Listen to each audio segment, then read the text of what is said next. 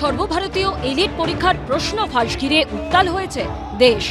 শিক্ষামন্ত্রী ধর্মেন্দ্র প্রধানের ইস্তফার দাবিতে লাগাতার অনশন চালিয়ে যাচ্ছেন আন্তর্জাতিক খ্যাতিসম্পন্ন পরিবেশকর্মী সোনম ওয়াংচুক। ভাঙছে শরীর, কিন্তু এখনো মনোবলে কোনো ঘাটতি পড়েনি। मेरी हालत कुछ ऐसी भी नहीं है कि मैं 2-4 दिन में मर जाऊं।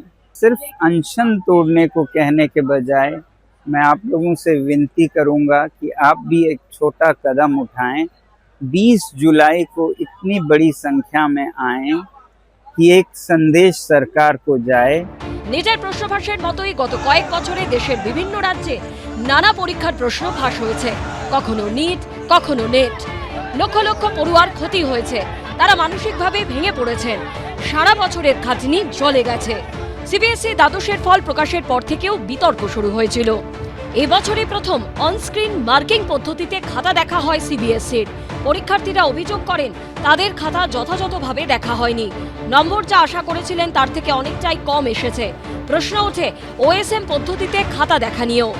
এই আবহেই নিটের প্রশ্ন ফাঁসের পর কেন্দ্রীয় শিক্ষামন্ত্রী ধর্মেন্দ্র প্রধানের ইস্তফার দাবিতে অনশন শুরু করেন সোনম ওয়াংচুক। সরকারের উচিত এখন একটা রেসপন্স করার, যেহেতু উনি আমাদের জন্যই হাঙ্গার স্ট্রাইকটা করেছেন, আমাদের জন্য উনি ভয়েস করছেন। এই যে পেপার লিক হয়েছে তার জন্য সব স্টুডেন্টসরাই মেন্টালি ব্রেকডাউন হয়ে গেছে, এমনকি কিছু স্টুডেন্টসরা সুসাইড পর্যন্ত করেছে। তো আমরা তাও ওনার কাছে রিকোয়েস্ট করব যাতে উনি হাঙ্গার স্ট্রাইকটা মানে তুলে নেন।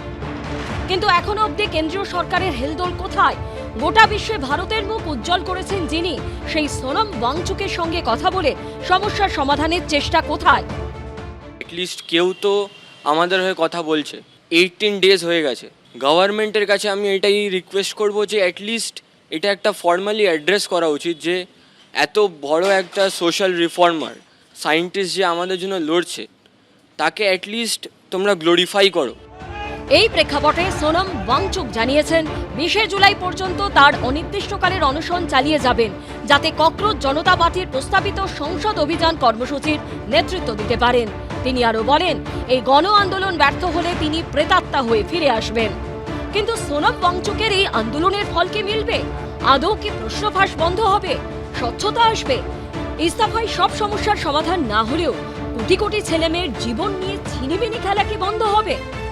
ঝিলাম করণ যায় রিপোর্ট, এবিপি আনন্দ। এবিপি আনন্দ এগিয়ে থাকে, এগিয়ে রাখে।